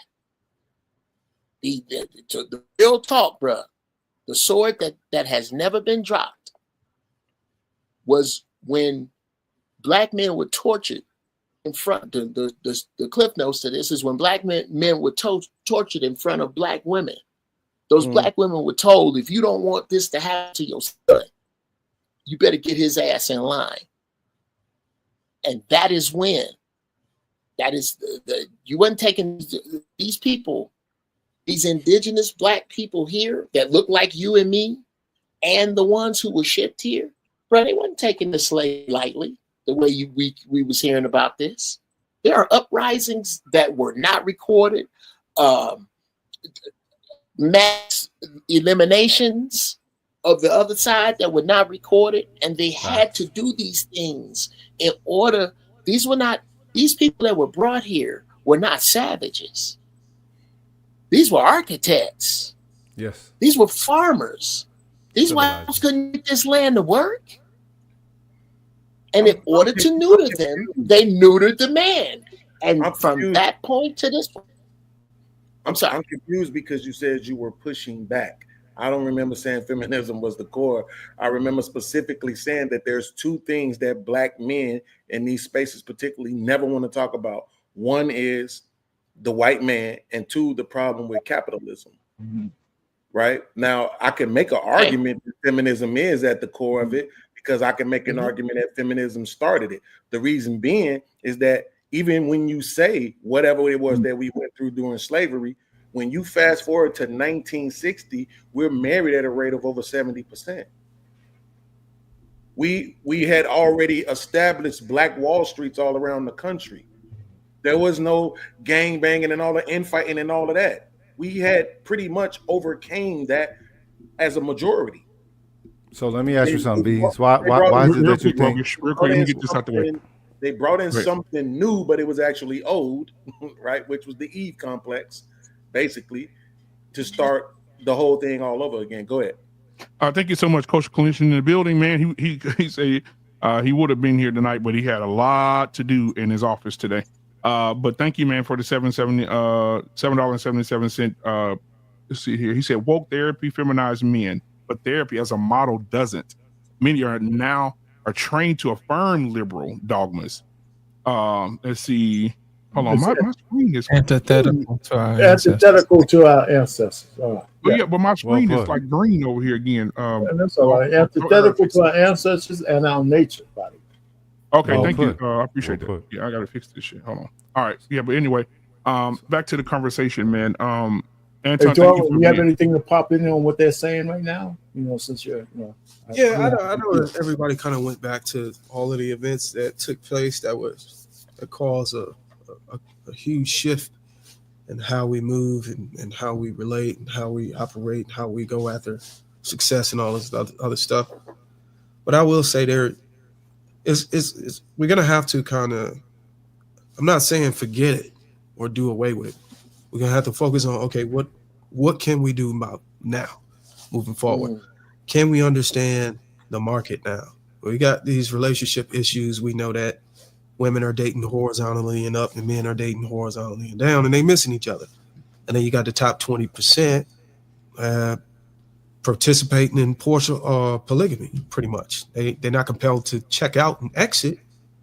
So one could argue that the guys that are causing the problem is the guys that are at the top that don't want to pick the best one they can get and get out. So the women can be compelled to be like, well, there's no option, so let me go talk to the average man.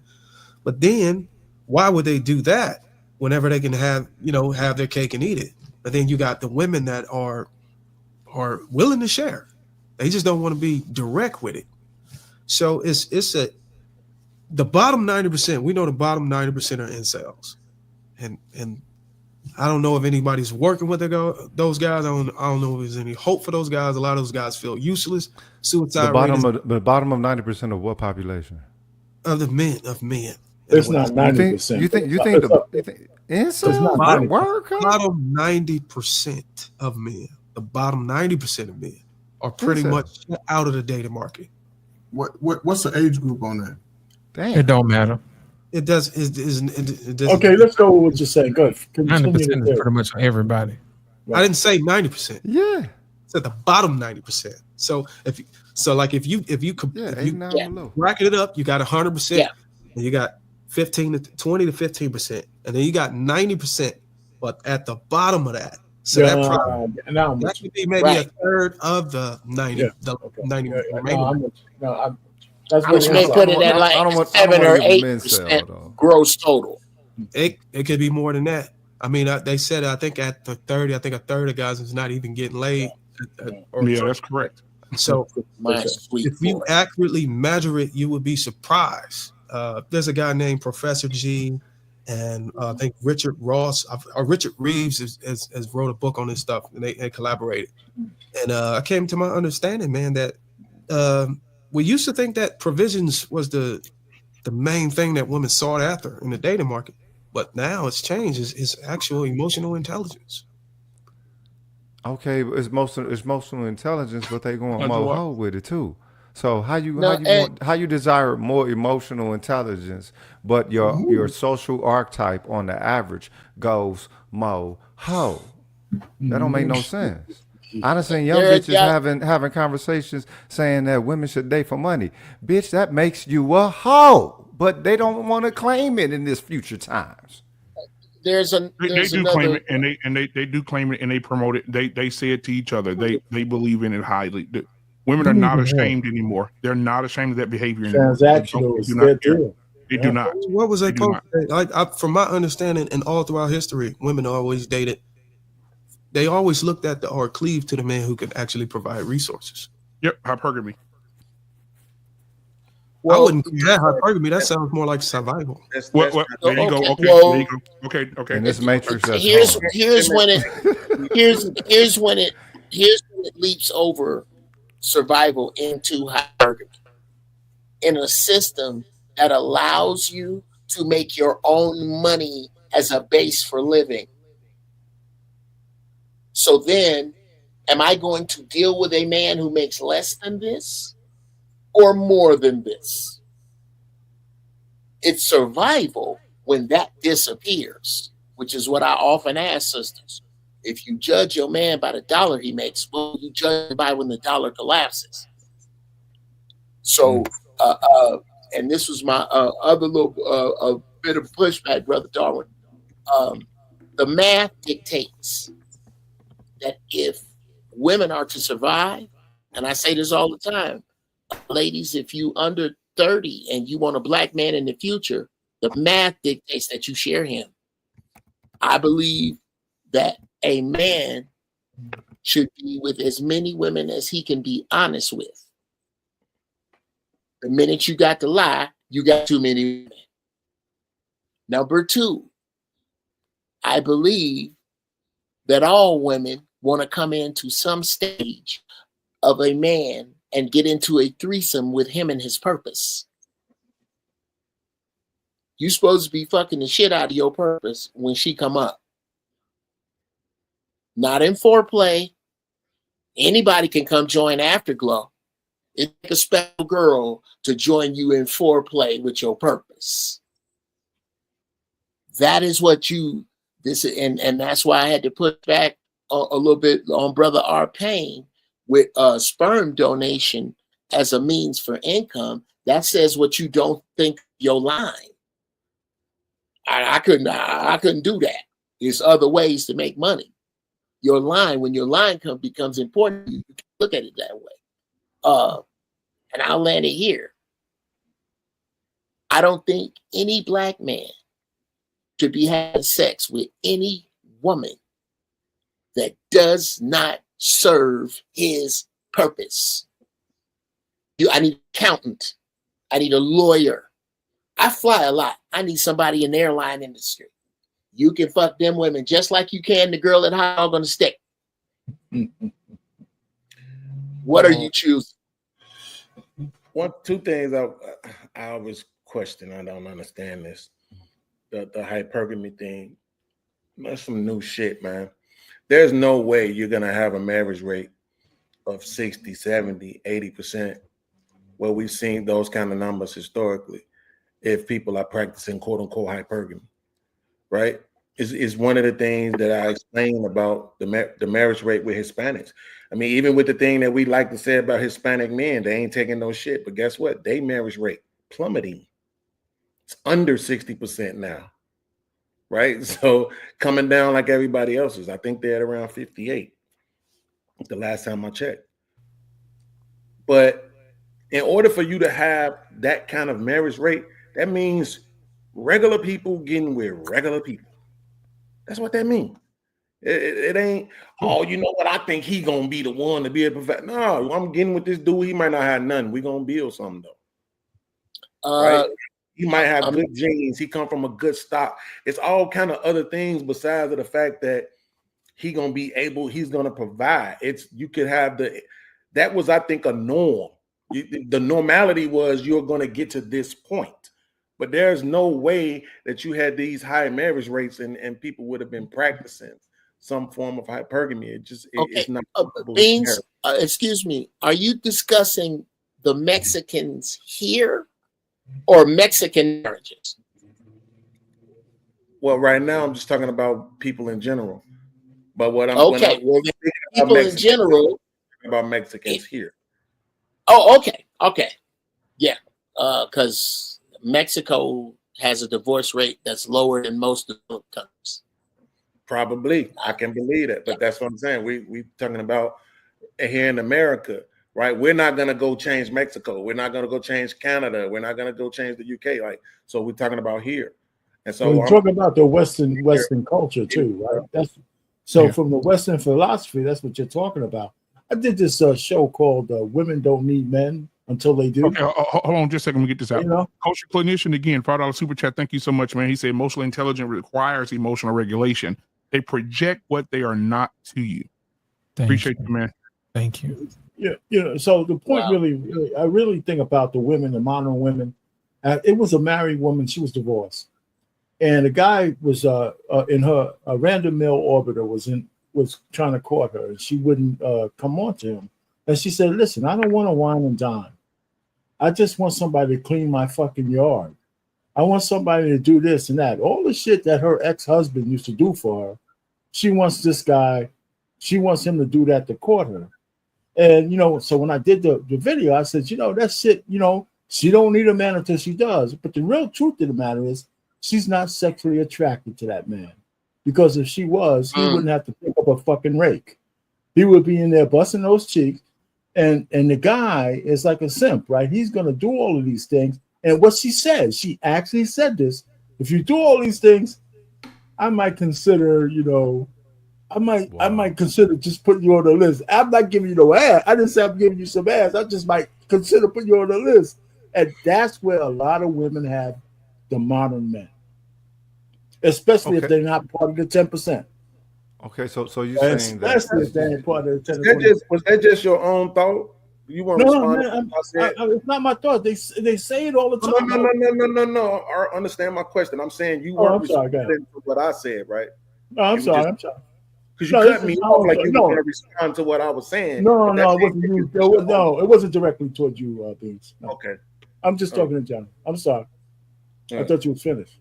Anyway, I'm finished now. But that's what I'm saying, because the general conversation about where we are in the modern era, we might not like feminism, but it poisoned women all over the place, and black women are especially poisoned because they have an extreme inferiority complex when it comes to white women, when it comes to needing to be affirmed, when it comes to all of the bullshit. That's why they get the bullhorn on every bullshit fuck shit that the liberals talk about. There's a black woman behind it. Lesbianism, LB, the alphabet mafia, every cause, even the goddamn, even the illegal aliens, even when they're sucking the tax dollars dry, there's some black woman in the book. See, this is what I mean. Okay, so that means she belongs to them then, and people got a hard time accepting that. Hey, look. Okay, so let's put this in terms of the game. Would you say that black men have been knocked for their woman? Say that again. Have been what? Would you say that black men have been knocked for their woman in that sense? Oh.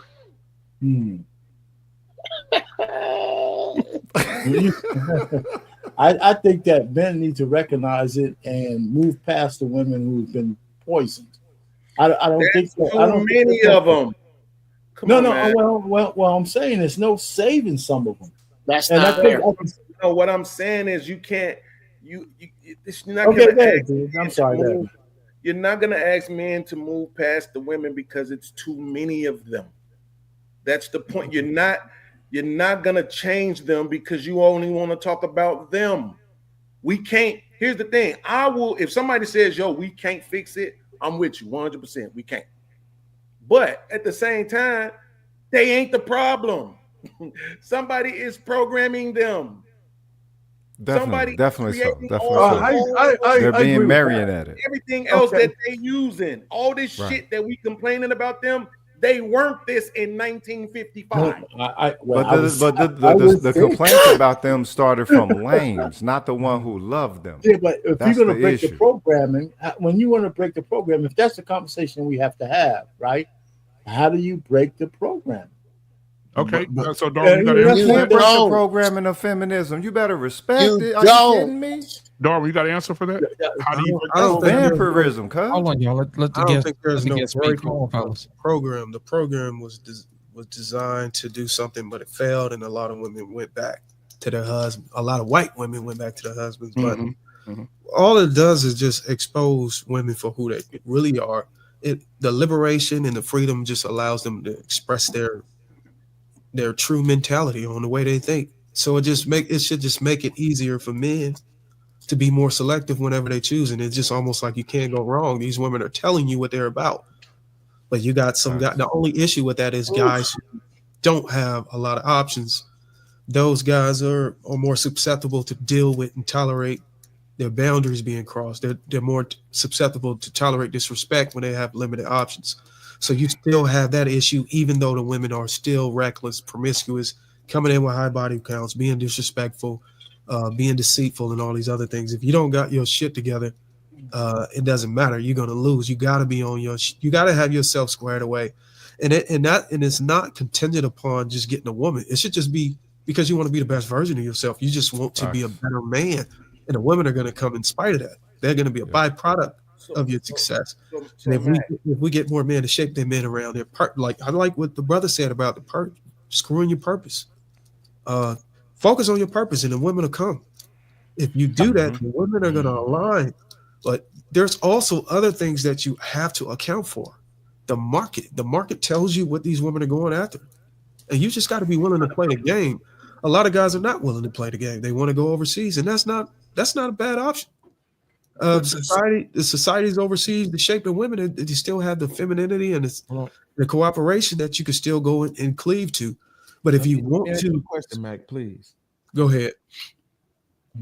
Two questions actually. The first one is when you say that it's showing who women really are. Can you give me just maybe 2 or 3 examples of what that is? Okay, I would say the women want to be more sexually open and profound. You know, they want to show. They want to be more. Modesty is a thing of the past. You look at the way women dressed in the 60s and the 70s. For the most part, you could tell between a hooker and a woman who was a wife. Now they all blended. Okay, so they want to be more sexual. That's one. The second thing that women they want you to have. They want you to have money. They want you to have resources. They do not want to build with you. If they build with you, and if they surpass you, the likelihood of them filing for divorce is 3 times increase because of the respect goes out of the door whenever they start out earning you. So the hypergamy thing is still a curse, and it's not a curse for us. It's just a curse for the woman because we can always go ahead. I want to make sure. So you don't need a third one. If you would like, that's cool. But I think these 2 are perfect. Actually, the first one, right, being more sexual. Again, I think that's based on the programming because your specific words were who they really are, and that's where I think I differ from people. I accept that this is who they are, but I don't think that's who they really are. When you're talking about who they really are, then we're talking about innately. And I don't think this is who they really are. I think women are more susceptible to programming than men. I think they're going to go along, period, point blank, right? It's like they say when they had the wars. When the war is over with, what do the women do? They go with the winners, right? You know why, don't you? That's just like that might be in their nature, right? To go along with the program of those who are in charge, right? But the people who are in charge made the world more profane. Remember when they wouldn't even curse on TV, right? To the point now where they cussing, showing things and all kind of stuff on regular TV, right? Somebody had something to do with that programming change. The other thing that you said though was about them not wanting to build. Now I think that's a good example, but I don't necessarily again know if that's a product of who they really are, right? if you're telling me naturally I can take a baby and put it in a healthier environment besides this Western world that we live in, and that girl will grow up to not want to build, I just can't believe that. I think that it's also based on programming, right? The fact is that we opened up the door for you to have more as a woman. And now that you have more, you want men to have more. But that's always been the case. It's never been a time where women didn't want the man to have more than them. That's never, ever, ever. But it used to be if she had $1, then you could have $1.10, and that was good enough. But now it's not that. She wants you to have what she have or more, but we've opened it up for them to be able to access more. You see, I don't know if you're actually giving examples of what is innate to being a woman. If she already belongs to the market, though, you can't hold that against He her. said he had 2 questions for Matt. So that was your first one. What's your second one? Well, he wanted to respond. I can get the second one. Well, to your argument, I agree. I wouldn't call it programming. I like to lean more on inspiration, and they one could say that they can run parallel. I would say it's what a woman is inspired by, and it starts at a young age. Who she followed, the music she listened to, the books she reads, her icons, her peers can shape who she is. But regardless of the fact, that is who they are. We can't take that accountability away from them. We can't take that off of their plate. That is who they are. That's who you become. Whatever you observe and you bring into your mind, whatever you absorb into your being, you can become something different every day. The more you bring in more. So I'm not going to take that off the table for them. That is who they are, and it is case by case. I'm not saying it's all a woman. Right, absolutely. No, I know you weren't doing it, and I know you need to. It may apply because I got a wife. No, I would be wrong. I would be an asshole to be sit up here and say all women are like that. So absolutely. By the way, that gives you a little more credibility than a lot of these other guys too. Congratulations on that. But the second question is, and I agree with you that that's who they are. Again, the idea of it being innate is bothersome to me. The second question is, I did a short on this the other day, BMU. What do y'all mean when y'all say purpose? Now, I hate when people ask questions and go on long tangents after that. I'm not going to go on a long one. I'm just going to give you my preference to the question, which is my little brother set himself on fire. He was like just barely in his 30s. Was that his purpose? 3 kids below the ages of 4 died in a car accident, crashed into a semi truck. Was that their purpose? What does purpose mean?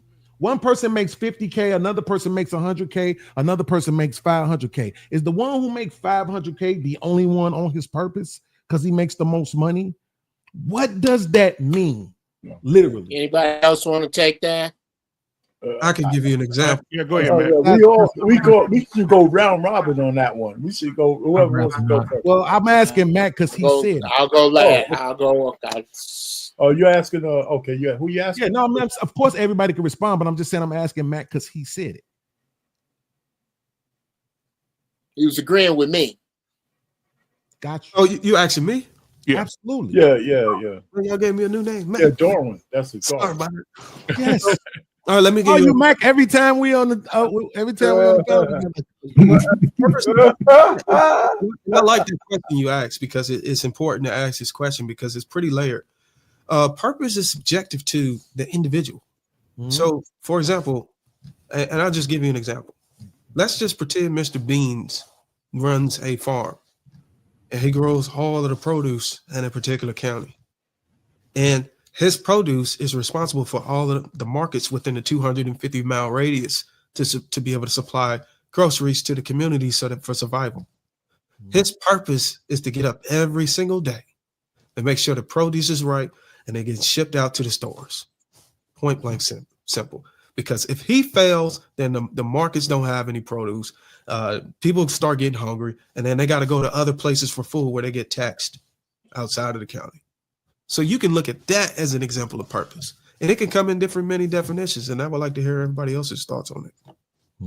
Yeah. And after we answer these guys. I don't know if that suffices for you. Right. And I had a follow up, but it was right. to substantiate what you just said, though. And after everybody answer this question or give their response for that, we're gonna wrap it up. I know I want to respect Darwin's time as well as everybody else on the panel.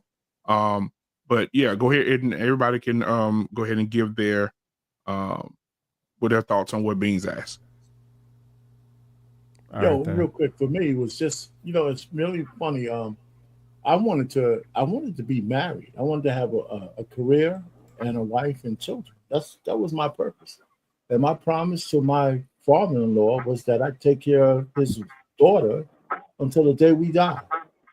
And for 38 years, it's been a lot of my purpose. Now, I'm not asking any other man to do that for a family and a wife and a business. But one of the things I understood was the obligation was for me to never put her in a position that she had to wonder whether she made the right choice or not because she was struggling. Everything has been on me for 38 fucking years, man. But that's my purpose. It keeps me going. My daughters and everything else, not just the woman. It's just I wanted to be a family man. That's what I wanted to do, and I wanted to be an engineer. And back in the 70s, when I was an engineer, I was a spook who sat by the door. I had to do a whole bunch of shit to get what I got. So, and it shaped me. Not that I was a victim, but it made me. It gave me an armor around a lot of bullshit that I hear today. So, and I don't want to get into that part, but that was a purpose for me. Now, even though I'm out of shape and shit like that, wasn't always this way. But the point really is, it drives me. Now, what I know, I give to my families. I feel like that's my purpose. And every man has some kind of purpose, but it's case by case. It's on an individual basis. And I wouldn't pass judgment on any other man's purpose. And all this landed there. Hold on a second, I got about 5 minutes left. I want to make sure I get this in Durham because I hadn't got an opportunity to ask him a question. Durham, are you familiar with Universe 25? Universe 25. No, sir. You're going to have to enlighten me on that. All right. Gentleman by the name of Robert, what was his last name? Shoot. I just had it. Green? No. It was John Calhoun. Basically, what happened was John Calhoun set up a mouse utopia. Okay. And what happened was he gave these mice everything they could ever want. Yes, sir. All the food they ever wanted, all the sex they want to have, gave them all the space they want to have. And what happens is within I think it was maybe about 2 or 3 generations, the whole entire thing collapsed. And what I'm looking at now is some of what's going on now. They had a subset of mice that were known as the beautiful ones. Those are the ones who didn't have access to the women. So all they did was sat around by one side of the mouse utopia, and all they did was groom themselves. Then they had a bunch of other rats who would actually set up barricades so the other rats couldn't mate with the other women. Those are the ruffians. And pretty much those rats killed each other. And then they had a subset of women rats who would actually stop nurturing their babies, and all of a sudden they would just die out. Yeah. So my question to you is this: seeing some of those similarities on what's going on and what we've looked at over the past, could you surmise that this is something that we would have to take a real great consideration on because of the collapse of our society as it is? Because if I look at how men are being treated as it is to the conversation or the topic, is that they're trying to turn men into something that they're not. And as a result, society is collapsing. This is more of a national security type situation because we don't have guys who want to build. We don't have guys who want to wake up and have 2 and 3 jobs. You know what I'm saying? Because the deck has been stacked in such a way, whether it be psychological, whether it be educational, whether it be spiritual in some cases, where the literal will have been stripped away from men and this decaying society. So my question to you is this: do you see any relevance to what's going on with Universe 25 than what we're seeing right now, what's going on today? Absolutely. I see it. I see the relevance. Is that a book that you read? It was an experiment that took place in 1972. It's an actual real life experiment. Yes, sir. Yes. As a matter of fact, my second podcast was called "Are You a Man or Your Mouse?" And I did it on that, and it was actually detailing on what we're seeing today, and that was 2 years ago. They called it Mousetopia. I forget the name of the Yeah, doctor. can you put it in the chat, lost in translation, for the people that don't know who it is? Know what that research was. You put it in the chat for people. Yeah, I put it in the chat. Yeah. Yeah, that's But go ahead, Matt. what's going on I'm right gonna now. let you Go ahead. close us out, Matt. Go ahead. Well, I mean, it's fascinating that you brought that up, man. And what I also like to add to that, I don't know if this actually aligns with that experiment, but I also see an extinction going on. I don't know about y'all, but when I was younger, my great-grandmother, I don't know if y'all seen y'all great-grandmother. I'm talking to millennials, I mean, not millennials, but Gen Z today, and none of them they didn't never even think that exists. They're like, what? Great-grandmother? Wow. Women are waiting until after 30 plus to have their kids. So grandmothers for the first time are around 60, which would put great grandmothers around 90. They were already, the life expectancy is at 78, 80. So I think the choice or the programming, sort of like what Mr. Beans was saying, or the inspiration to push women into financial stability and to being more career driven, is cutting off an extra hand, an entire generation from the nuclear family. And we don't even realize it. Because grandmothers for the first time back in, I think, the 50s and 60s used to be age 48. Now it's 60. It's 20 years now. So I actually knew my great grandmother too. I knew my great grandmother as well. Yeah, because I remember whenever I used to go to the Thanksgiving holidays, and Big Mama used to cook big dinner for everybody. Now we don't even have family reunions anymore. I don't even know. Fact. I think family reunions is gone now. Yeah, it is. I remember we used to have the shirts with the names and all this stuff on the back. We don't even have the family tree on the back. We don't even have that no more. Yeah, we still do. Like, all because Actually, my family still has their reunions from time to time. One of the things that I'm actually responsible for on my side of the family, on my dad's side, is putting together the branches on my side of the family that are here in the States. I got a cousin in Canada who's responsible for putting together the branch of our family from his branch, because his grandmother and my grandmother were sisters. So any of her family, he will put together those branches. Any of my grandmother's family on my dad's side, I was putting together those branches. My dad was showing me what to do in that aspect, as well as one of my cousins in Europe. One of my cousins in Switzerland was doing the same thing. So there's still families that are putting together branches, that are still having family reunions and everything else. I think it's a little bit more spread out because you do have families that live in different parts of the country. I've always had family in Canada for as long as I can remember. I've always had family in Switzerland and Italy for as long as I can remember. And I think the one good thing, because of the internet and social media, it makes it easier to send information to one another when you're building those branches for your family. Okay, now real quick, Darwin. So because we finished shut down, we got 45 seconds. Can you tell everybody how to reach you, man? You have great content. Tell everybody how to reach you, man. How to subscribe, how to come like it, see you when you go live, all that real quick, and then we'll end the show. Well, I'm on Instagram as at Darwin McPherson. YouTube, it's the same. Facebook, TikTok, all of that. I usually go live Tuesdays through Thursdays because I've been doing like free live consultations and stuff instead of the private ones, which are the premium ones. And I upload, when I get the chance. I'm a family man. I got my kids, and I'm trying to be in their life as much as I can because I know what's out there in the world. So it's important for me to be there every step of the way. But BMU, Black Man Unfiltered, right? I appreciate you. A lot of y'all guys I see, a lot of y'all guys are like OGs to me. Like, yeah. Arpain, all y'all guys were here before me. So I appreciate y'all still ushering me and calling me a friend in this space and still allowing me to come up, because y'all saw my growth. Y'all saw me start from nothing. And I was just sitting there just inching away, and everybody was picking on me back there. But, but I appreciate everybody's support and continue to push the truth. All right, man. I appreciate you too, man. Hey, man, we appreciate y'all for coming out tonight, man. Thank you, Darwin. Thank you, everybody that came out, man. We appreciate you. We see you guys next Tuesday. We're going to be talking about playing house.